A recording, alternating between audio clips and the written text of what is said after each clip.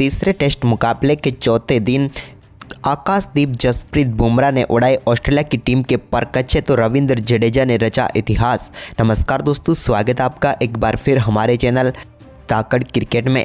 दोस्तों, भारत और ऑस्ट्रेलिया के बीच खेले जा रहे तीसरे टेस्ट मुकाबले के चौथे दिन भारतीय टीम के बल्लेबाजों ने कमाल करके दिखा दिया।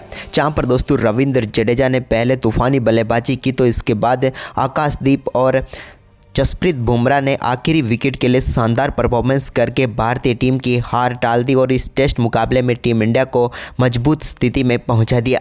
तो दोस्तों, हम आपको आज चौथे दिन के खेल का पूरा हाईलाइट इस वीडियो में बताएंगे कि किस प्रकार से टीम इंडिया के इन बल्लेबाजों ने इतिहास रच दिया।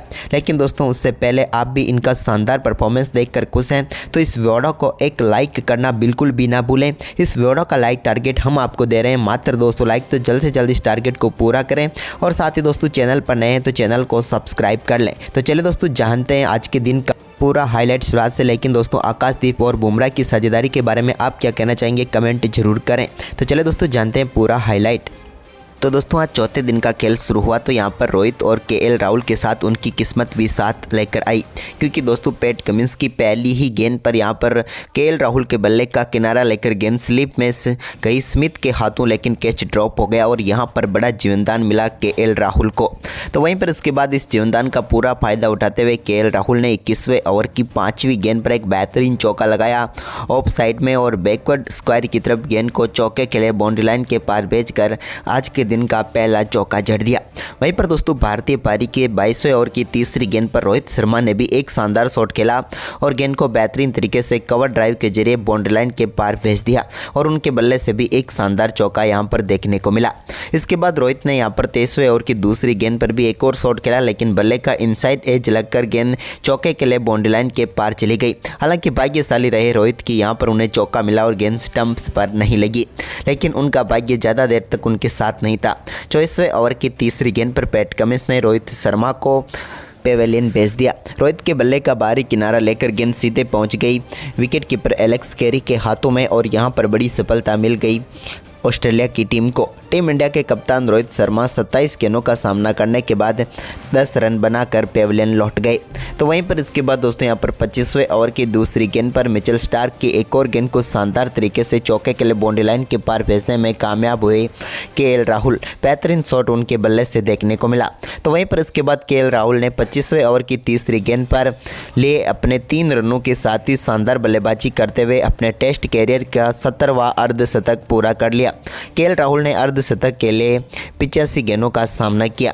वहीं पर इसके बाद दोस्तों 27वें ओवर की पहली गेंद पर भी केएल राहुल ने शानदार खेल दिखाया और एक बार फिर से गेंद को चौके के लिए बाउंड्री लाइन के पार भेजा।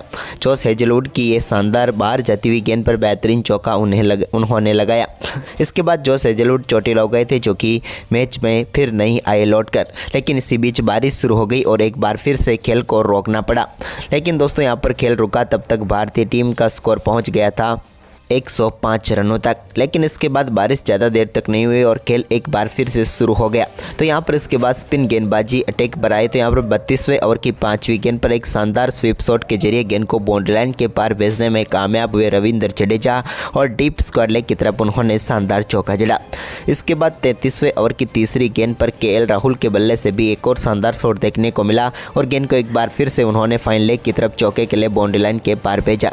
जबकि दोस्तों इसके बाद 35वें ओवर की चौथी गेंद पर रविंद्र जडेजा ने एक बार फिर से शानदार शॉट खेला और गेंद को बेहतरीन तरीके से चौके के लिए बाउंड्री लाइन के पार भेजा। यह भी उनके बल्ले से निकला हुआ एक बेहतरीन चौका था। वहीं पर इसके बाद रविंद्र जडेजा का यह शानदार परफॉर्मेंस तो जारी रहा, लेकिन इसी बीच 43वें ओवर की तीसरी गेंद पर नेथन लियोन की गेंद को स्लिप के पास में से खेलना चाहते थे केएल राहुल, लेकिन एक अद्भुत कैच यहां पर पकड़ लिया स्टीव स्मिथ ने और केएल राहुल की पारी का अंत किया, जिन्होंने 139 गेंदों पर 84 रनों की शानदार पारी खेली।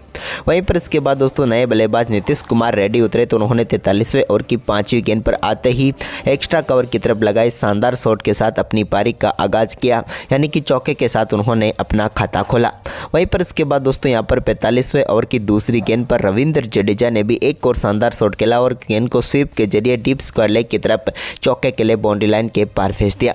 वहीं पर इसके बाद दोस्तों आज के दिन के पहले सेशन की समाप्ति तक भारतीय टीम ने 167 रन बना लिए 6 विकेट के नुकसान पर। इस सेशन की बात करें तो ये भारतीय टीम के लिए अच्छा सेशन माना जाएगा, क्योंकि 32 ओवर में 116 रन बनाए और 2 विकेट गंवाए। फिलहाल यहाँ पर रविंद्र जडेजा 41 और नीतीश कुमार रेड्डी 7 रन बनाकर क्रीज पर हैं। वहीं पर इसके बाद लंच के बाद रेन ब्रेक के बाद शुरू हुए मुकाबले में एक बार फिर से रविंद्र जडेजा और उनके साथ क्रीज पर उतरे नीतीश कुमार रेड्डी। तो यहाँ पर दोस्तों रविंद्र जडेजा के बल्ले से एक शानदार शॉट देखने को मिला, जिसके चलते उन्होंने गेंद को शानदार तरीके से बाउंड्री लाइन के पार भेज दिया स्ट्रेट ड्राइव के जरिए। तो वहीं पर इसके बाद 50वें ओवर की चौथी गेंद पर भी उनके बल्ले से एक और शानदार चौका देखने को मिला, जो कि फाइन लेग की तरफ गया और एक और चौका यहाँ पर रविंद्र जडेजा को मिल गया। इस चौके के साथ ही वो 49 रनों पर पहुँच गए। इसके बाद 50वें ओवर की 5वीं गेंद पर रविंद्र जडेजा ने सिंगल के साथ शानदार बल्लेबाजी करते हुए अपना बेहतरीन अर्धशतक पूरा कर लिया। रविंद्र जडेजा ने 82 गेंदों पर ही अपना शानदार अर्धशतक पूरा किया, लेकिन तभी एक बार फिर से मैदान पर बारिश शुरू हो गई और खेल को रोकना पड़ा। तब तक टीम इंडिया का स्कोर 180 रनों तक पहुँच गया। इसके बाद बारिश थमी और एक बार फिर से मुकाबला शुरू हुआ, तो फिर से नीतीश कुमार रेड्डी और रविंद्र जडेजा क्रीज पर उतरे।